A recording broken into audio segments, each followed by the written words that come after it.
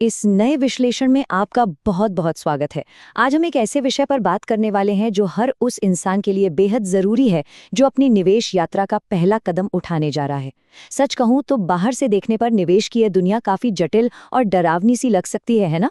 खासकर जब बात म्यूचुअल फंड्स में सिस्टमैटिक इन्वेस्टमेंट प्लान यानी एसआईपी शुरू करने की आती है। बहुत से लोग असल में निवेश शुरू करना तो चाहते हैं, लेकिन वो इस शुरुआती प्रोसेस को लेकर इतने कंफ्यूज रहते हैं कि वो पहला कदम ही नहीं उठा पाते। आज का हमारा ये विश्लेषण आपकी उसी शुरुआती उलझन को सुलझाने के लिए है। हम बिल्कुल बेसिक से बात करेंगे और समझेंगे कि एक सफल निवेश की मजबूत नींव आखिर कैसे रखी जाती है। चलिए सीधे मुद्दे पर आते हैं और उस सबसे बड़े सवाल को उठाते हैं जो किसी भी नए निवेशक के दिमाग में सबसे पहले आता है। मुझे अपनी पहली एसआईपी कितने रुपए से शुरू करनी चाहिए? सोचिए, ये एक ऐसा सवाल है जो अक्सर लोगों को निवेश शुरू करने से पहले ही एकदम रोक देता है। क्या सिर्फ 500 रुपए काफी होंगे, या फिर 1000 रुपए सही रहेंगे, या शायद एक अच्छा खासा फंड बनाने के लिए सीधे 5000 से शुरुआत करनी चाहिए? ये दुविधा इतनी रियल है कि कई लोग बस इसी सोच विचार में अपने कीमती महीने या यहाँ तक कि साल भी गुजार देते हैं।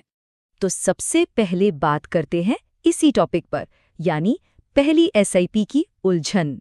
इस उलझन को पूरी तरह से समझने के लिए हमें सबसे पहले ये मानना होगा कि निवेश की कोई एक फिक्स्ड रकम नहीं होती जो सब पर फिट बैठ जाए।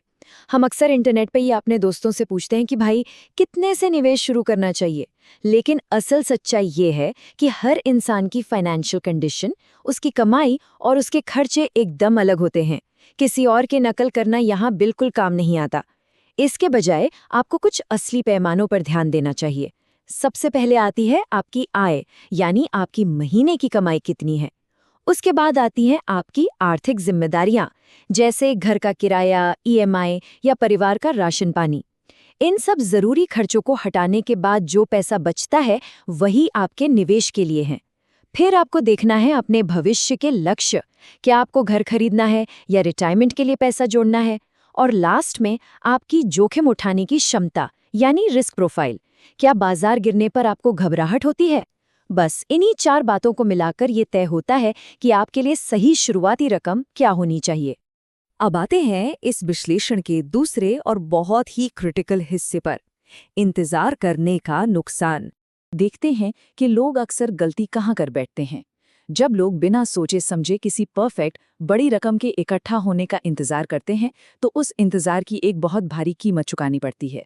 लोग सोचते हैं, यार जब ज्यादा पैसे बचेंगे तब आराम से निवेश शुरू करेंगे, लेकिन ये सोच निवेश शुरू होने से पहले ही उसे खत्म कर देती है। इसे एक बहुत ही प्रैक्टिकल उदाहरण से समझते हैं।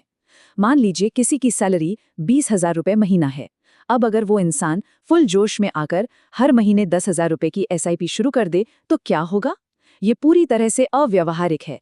कुछ ही महीनों में घर का बजट डगमगा जाएगा और उसे मजबूरी में वो एसआईपी बंद करनी पड़ेगी। इसके बिल्कुल उलट, अगर वही इंसान सिर्फ 1,000 रुपये की अनुशासित एसआईपी शुरू करता है तो वो बिना किसी टेंशन के इसे सालों तक चला सकता है।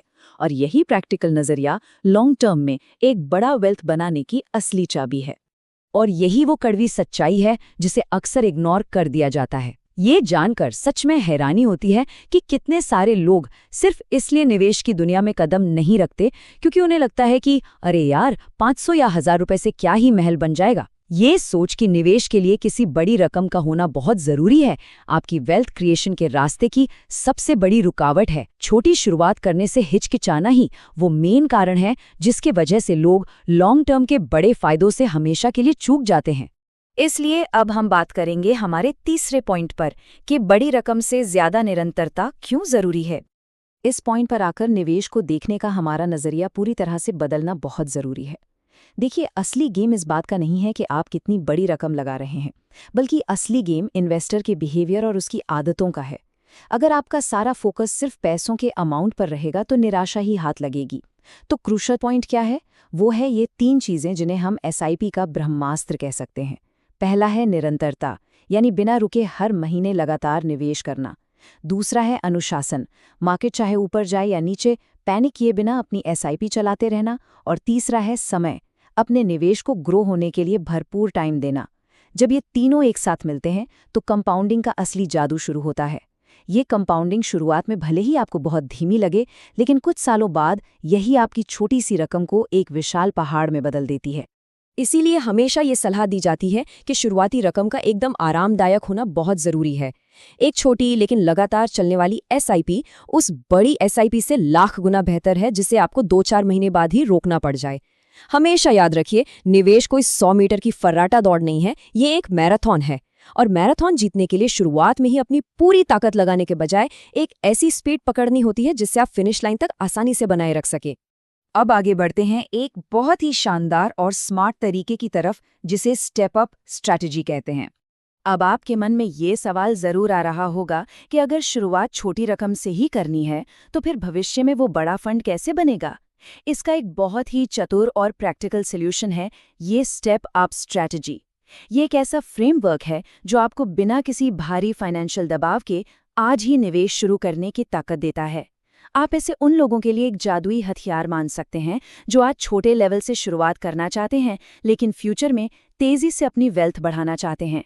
इसका सीधा सा फंडा है, शुरुआत एक ऐसी छोटी रकम से करें जो आज की आपकी इनकम के हिसाब से एकदम कंफर्टेबल हो, और फिर जैसे जैसे समय के साथ आपका इंक्रीमेंट होता है या आपकी कमाई बढ़ती है, आप हर साल अपनी एसआईपी की रकम को एक फिक्स परसेंटेज से बढ़ाते जाएं। और ये चीज़ लॉन्ग टर्म में कितनी शानदार तरीके से काम करती है, ये समझना बहुत दिलचस्प है। मान लीजिए आपने पहले साल की शुरुआत सिर्फ 1,000 रुपए से की। अगले साल जब आपकी सैलरी बढ़ी तो आपने इसे बढ़ाकर 2,000 रुपए कर दिया, और तीसरे साल आपने इसे 3,000 कर दिया। देखने में ये भले ही एक बहुत छोटी सी बढ़त लग रही हो, लेकिन लंबी अवधि में यह आपके कंपाउंडिंग इंजन को इतना ज़्यादा पावरफुल बना देती है कि आप सोच भी नहीं सकते। इस स्ट्रैटेजी से शुरुआत में आप पर कोई भारी बोझ भी नहीं पड़ता, और फ्यूचर का फंड आपकी उम्मीद से कई ज़्यादा बड़ा बन जाता है। फाइनली हम आते हैं अपने आखिरी लेकिन सबसे महत्वपूर्ण सेक्शन पर, मार्केट के जोखिम और सही प्लानिंग। अब तक हमने निवेश शुरू करने और उसे बढ़ाने की स्ट्रैटेजी पर काफी बात की, लेकिन कोई भी फाइनेंशियल चर्चा तब तक अधूरी है जब तक हम ग्राउंड रियलिटी की बात ना करें। एक सच्चाई है जिसे आपको अपने दिमाग में अच्छे से बैठा लेना चाहिए। बैंक की एफडी के बिल्कुल उलट म्यूचुअल फंड में मिलने वाला रिटर्न कभी भी फिक्स्ड या गारंटीड नहीं होता है। शेयर बाजार का तो नेचर ही यही है कि वो लगातार ऊपर और नीचे जाता रहता है।